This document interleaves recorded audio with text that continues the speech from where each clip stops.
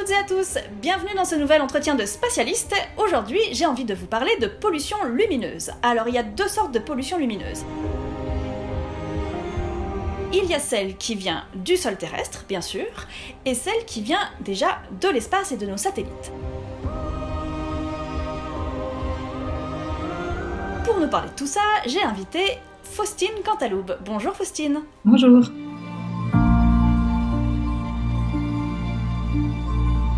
Est-ce que tu peux te présenter ? Je m'appelle donc Faustine Cantaloub et je suis chercheuse en astrophysique. Je travaille actuellement au Max Planck Institute for Astronomy à Heidelberg, en Allemagne. Donc mon sujet principal de recherche, c'est l'instrumentation pour l'astrophysique, essentiellement appliquée à l'imagerie d'exoplanètes. Et pour faire ça, on a besoin de toute une batterie d'instruments très très spécifiques et très très sensibles. Et avec ça, on est très sensible à tout ce qui se passe entre l'étoile et nous, c'est-à-dire l'atmosphère terrestre. Donc, si je résume bien, ton boulot, c'est de prendre des images directes, ou plus ou moins pas directes, tu me diras, d'exoplanètes. Donc de planètes qui tournent autour d'autres étoiles que le Soleil. Oui, exactement, c'est ça. Donc de prendre des images directes, prendre des photos.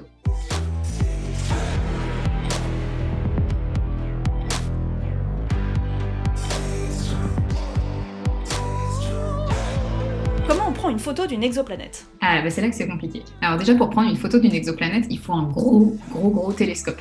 On est obligé parce qu'en fait, une planète, c'est tellement faible, la luminosité qu'on reçoit de la planète d'ici, nous, sur la Terre, qu'il faut un gros télescope pour capter un maximum de lumière.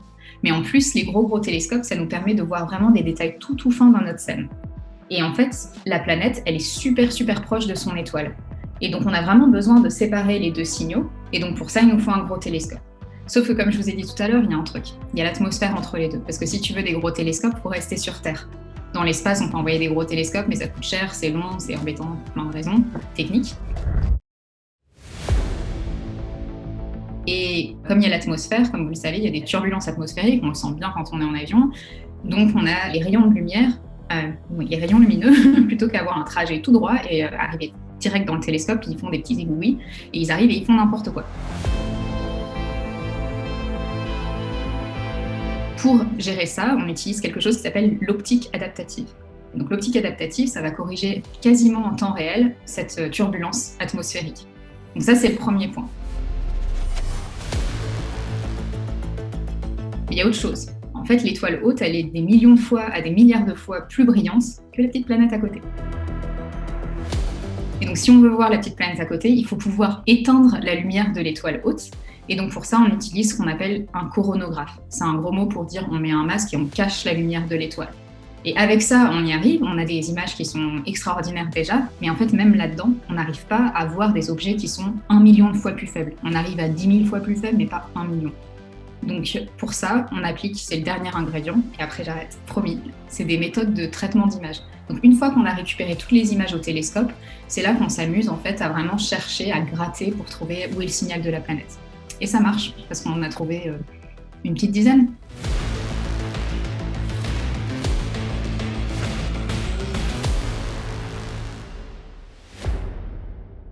Pour se représenter un petit peu mieux les ordres de grandeur, j'ai entendu dire que c'était exactement la même chose que de regarder depuis Paris la lueur d'une bougie à côté d'un gros phare qui se situerait à Marseille. C'est à peu près l'idée ? Ouais, c'est exactement ça, ouais. Donc en fait, vous mettez un cache devant le gros phare et vous essayez de voir la bougie à côté. C'est ça, exactement.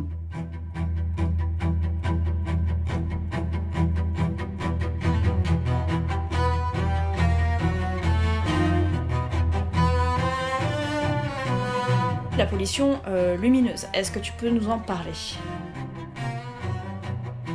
Alors, la pollution lumineuse. Il y a deux choses à voir. Donc, il y a la pollution lumineuse qui est vraiment due à l'activité humaine. Donc, par exemple, les villes, en particulier, on parlait du Chili, là où il y a beaucoup de grands observatoires, l'activité minière. Donc, les mines, elles travaillent H24, 7 jours sur 7, et elles ont besoin d'énormes spots lumineux la nuit pour que ça fonctionne. Et donc, toutes ces choses-là, ça crée une pollution lumineuse qui est énorme, et en particulier sur le site de la CIA, qui est un très beau site astronomique, avec beaucoup de petits télescopes. Ils ont une autoroute pas très loin, et je sais pas pourquoi ils se sont amusés à mettre plein de lampadaires, et on voit, et ça commence à nous gêner. Donc, il y a cette première pollution lumineuse.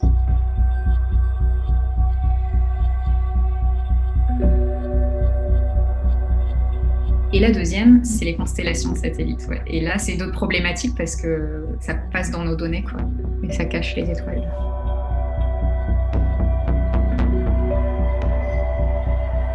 Est-ce qu'on peut déjà parler effectivement de la pollution du sol ? Est-ce qu'en parlant avec des collègues qui sont peut-être plus anciens dans la profession, est-ce qu'ils ont vu une évolution de la pollution lumineuse due aux activités humaines depuis le sol terrestre et comment ça a évolué tout ça ? Oui, absolument, sans aucun doute. Donc, comme je donnais l'exemple de cette autoroute près de l'observatoire de la CIA, donc ça c'est assez récent, ça fait quelques années. Puis on le voit quand on prend des photos, c'est pareil pour tous les grands sites comme l'île d'Hawaï, par exemple, où ils mettent de plus en plus de lampadaires et de choses, quoi.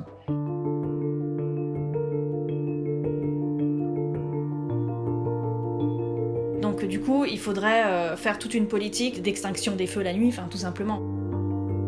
Même pour la biodiversité, pour tout en fait.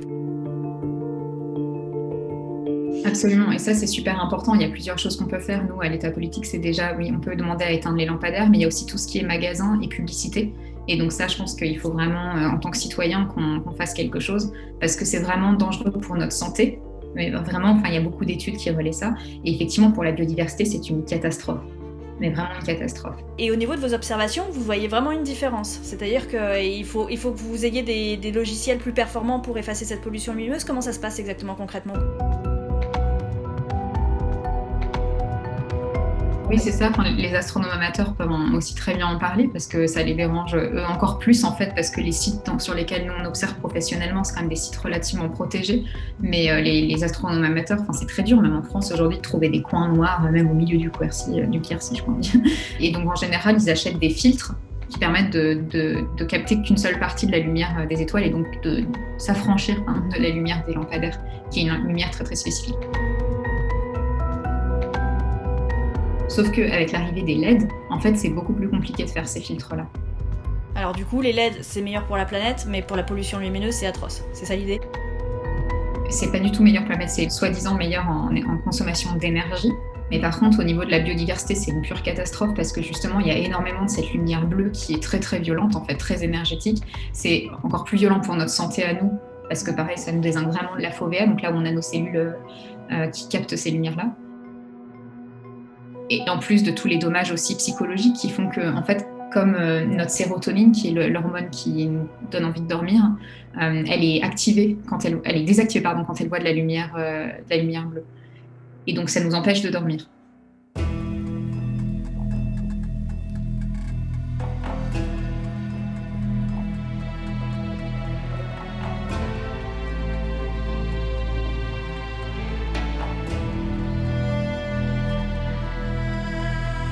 Au niveau de la pollution lumineuse due aux constellations de satellites, du coup. On peut déjà rappeler ce que c'est que Starlink ? Alors Starlink, c'est une constellation de satellites que l'on doit à la société américaine SpaceX. Et en fait, elle consiste en des dizaines, pour l'instant, des centaines, voire des milliers dans le futur, de satellites qui tourneront autour de la Terre à des orbites assez basses. Entre 400 et 600 km d'altitude, et ça va en gros multiplier par un facteur, je sais pas combien, 10, 12, le nombre de satellites déjà existants dans l'espace. Et donc ça va poser des problèmes de pollution lumineuse, parce que ils ont des panneaux solaires, que la lumière se reflète sur eux, et qu'on la voit, cette lumière. Et donc effectivement, pour les observations astronomiques des professionnels, c'est un souci. C'est très bien résumé. En fait, ça fait plus peur que ça parce que c'est autour de, je crois qu'au final, ils voulaient en mettre 62 000 en orbite. Et aujourd'hui, je crois qu'il y en a déjà presque 1 millier qui ont été lancés.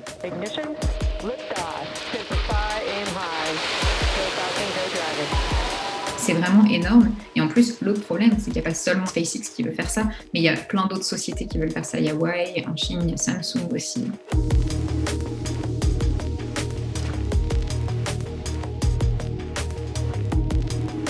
Et donc ça va vraiment couvrir le ciel de ces tout petits satellites. Certes, ils sont petits, mais donc ils sont tous les uns après les autres. C'est pour ça qu'on appelle ça les trains de satellites. Et déjà, aujourd'hui, depuis quelques années, on voit, le soir, quand on observe les étoiles, on est toutes les deux témoins de cet effet-là. Il y a 20 ans, quand on voyait un satellite, c'est « Oh, wow, il y a un satellite, trop incroyable ». Aujourd'hui, on ne voit que ça. Et pendant la nuit des étoiles, quand on est censé voir plein d'étoiles filantes, on voit beaucoup plus de satellites que d'étoiles filantes, et c'est vraiment perturbant. Ça change énormément la perception que les gens ont du ciel, en plus d'avoir les avions et la pollution lumineuse, etc. Et donc moins de connexion avec les étoiles, ce qui est quand même, je pense, pour l'humanité quelque chose de très grave. Mais en plus, il y a ce côté, attends, c'est l'espace, là, on n'a rien demandé. Et tout d'un coup, il y a des gus qui arrivent et qui mettent plein de satellites et qui bougent la vue. C'est un peu comme les trottinettes électriques qui déboulent dans les rues. Enfin, personne n'a rien demandé, quoi. Et ça, la question se pose de l'espace, enfin, c'est même pas public, là, c'est humain, enfin, c'est l'humanité entière qui est concernée. De quel droit vous l'utilisez pour faire de l'argent ?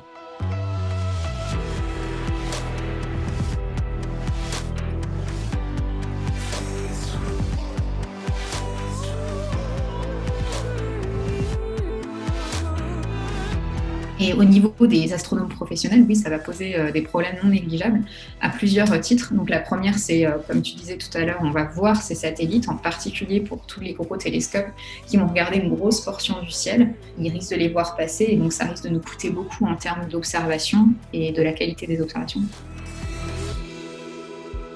Et l'autre point, c'est, je vous ai dit tout à l'heure qu'on peut observer du sol en radio et en submillimétrique. Et en fait, pour communiquer avec la Terre, on utilise certaines bandes de fréquences et ça risque de se brouiller avec les observations qui sont faites par les astronomes professionnels. Parce que ces constellations-là vont utiliser des bandes de fréquences radio qui vont effectivement polluer les bandes de fréquences radio que les astronomes voudraient observer. C'est ça l'idée ? Absolument, oui. Très bien.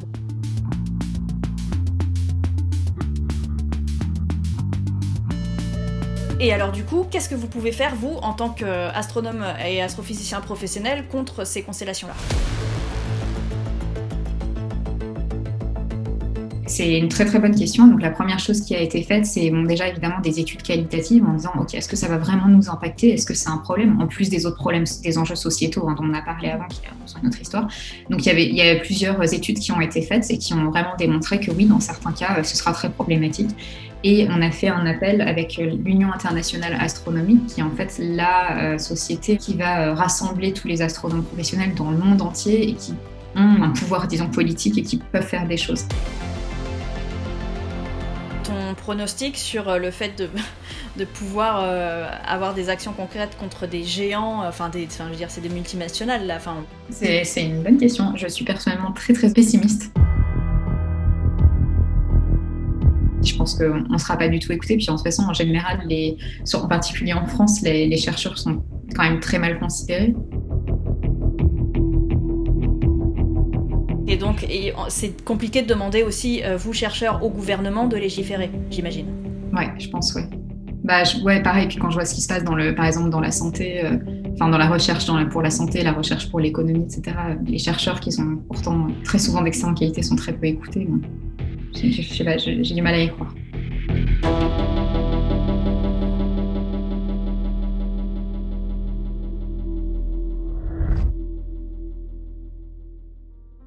Bon, c'est pas très réjouissant tout ça, mais c'est important, il faut en parler parce que si le public peut se rallier à vous pour essayer de faire un petit peu changer les choses, ou en tout cas faire apparaître cette question-là auprès du gouvernement, bref, si on peut aider...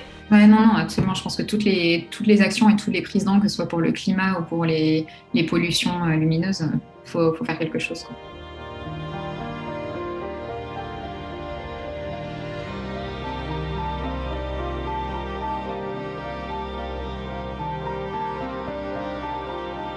Avec ces problématiques-là qui arrivent, donc réchauffement climatique qui est déjà là et pollution lumineuse qui ne va pas s'arranger, est-ce qu'on va pouvoir avoir des réponses du genre oui, on va trouver une planète à peu près comme la Terre quelque part ? Est-ce que ça va compliquer la recherche de la vie ailleurs ?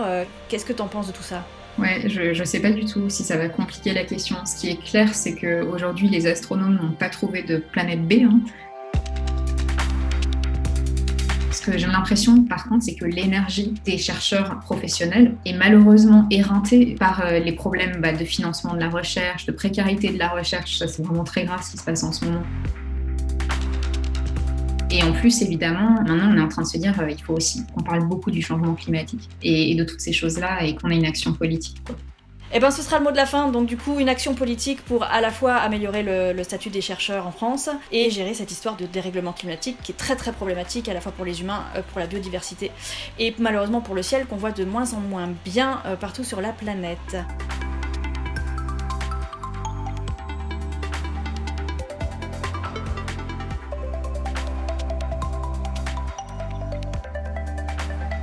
Merci beaucoup Faustine de nous avoir parlé de tout ça. Quant à vous, n'hésitez pas et n'oubliez pas de vous abonner à la chaîne String Theory et également au compte Instagram de String Theory pour de la science et du fun tous les jours. Et moi je vous dis à très vite pour un nouvel entretien. Merci beaucoup.